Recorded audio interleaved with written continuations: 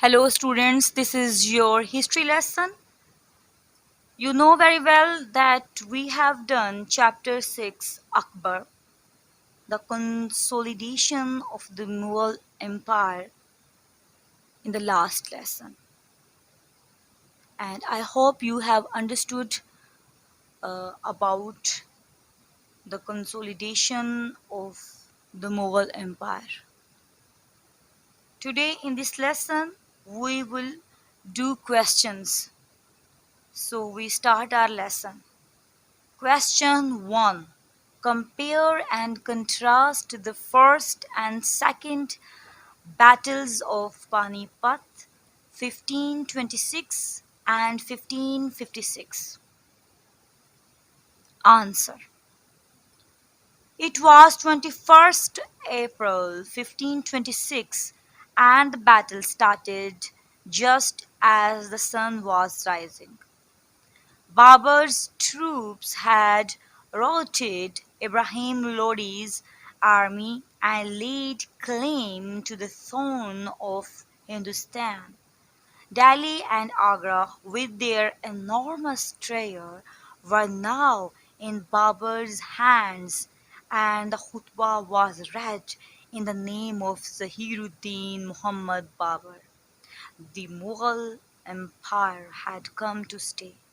The Mughal Empire had come to stay, while the Second Battle of Panipat in 1556 is significant because this victory re-established the Mughal Empire firmly, and Delhi and Agra became the seats of Mughal rule. Question 2. Explain how Akbar expanded and consolidated his empire. Answer. From 1564 onwards, Akbar showed his genius both in conquest and government of the empire. Akbar captured the Rajput state of Jaipur, but Mewar kept its independence under its leader Rana Pratap.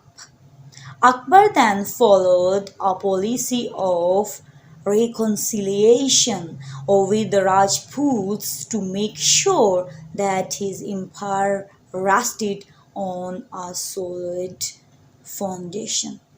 Akbar married Jodhaa, the daughter of Raja Bharmal.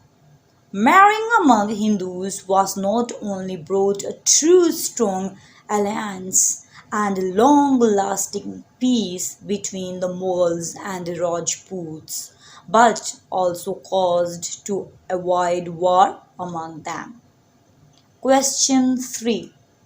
What do you think of Akbar's religious policy towards all his subjects? Answer. Akbar followed the principle of universal toleration, and it is evident that he was not rigidly orthodox Muslim. He invited people of all the faiths, Jesuits from Spain, Sufi scholars, Hindu mystics, and Sikh leaders to religious discussions. He introduced Din-e-Elahi, was an attempt at political unity by introducing a creed acceptable to all of Hindustan. But on the whole, the new faith was rejected by both Hindus and Muslims, and since it was not forced on anyone, Din-e-Elahi died out with Akbar. Question 4. What were the advantages of ruling the empire under the Mansabdari system? Answer.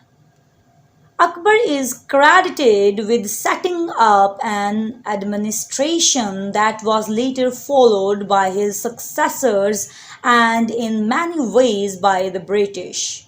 who took over the government after the fall of the Mughal Empire. The main feature of this system was the mansab or office.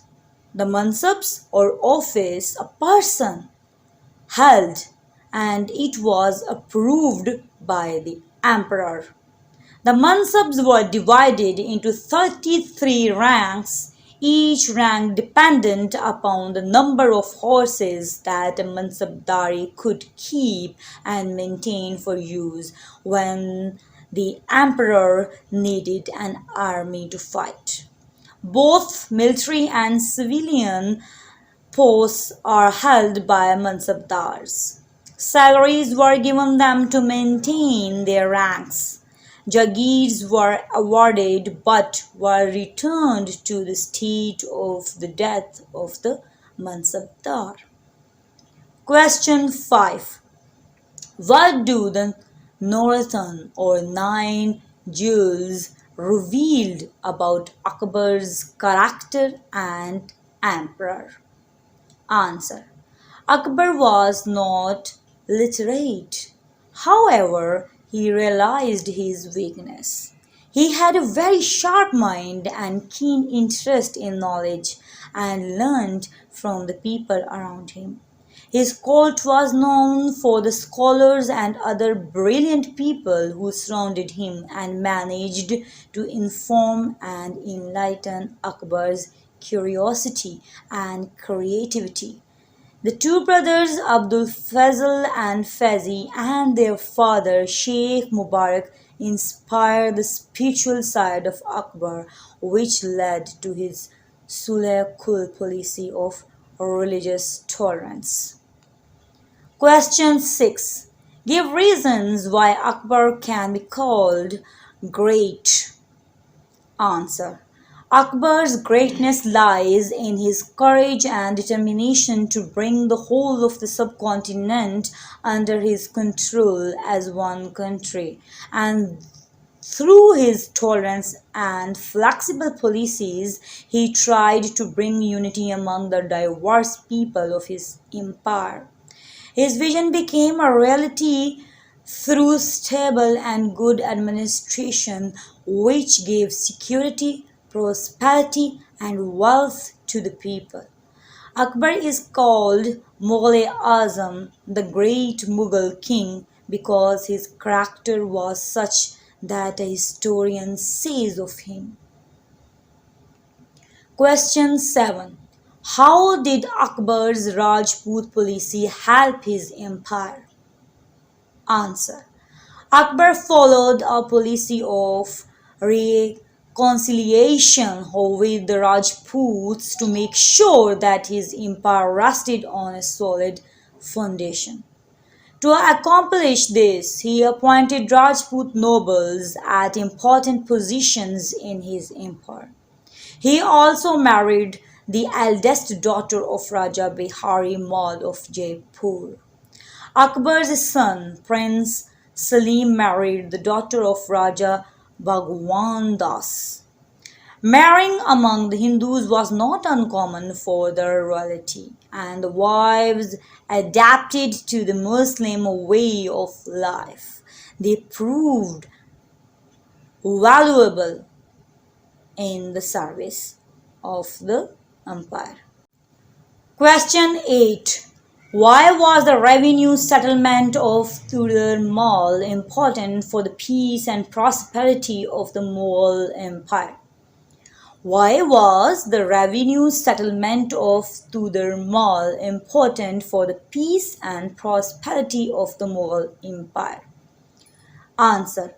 Todar Mal, Akbar's finance minister, made his first revenue settlement in Gujarat. The system was later modified and used for the whole of India. Raja Todar Mal introduced standard weights and measures, a land survey and settlement system, revenue districts and officers. This system was prevalent where the Mughal administration could survey the land and keep careful accounts. The officers were given strict instructions to do the measuring work honestly and not to accept any bribe from the cultivators. These taxes were allocated on wars, security, welfare, and construction works. Question 8. Explain how the Sikhs became a martial sect and why they came to dislike the Muslims. Answer. The successors of Guru Nanak were local chiefs and later they started to interfere in Mughal government and politics. Jahangir executed Guru Arjun Dev for treason as he had helped Prince Khusrau in the illegal succession to the throne. Later in 1675, Aurangzeb executed Guru Tegh Bahadur, creating a feud between Mughals and Sikhs, which was to last for many years. Tegh Bahadur's successor, Guru Govind Singh, transformed Sikhs into a military sect and vowed to avenge the death of his father. In doing that, Sikhism became a religion distinct from Hinduism and Islam.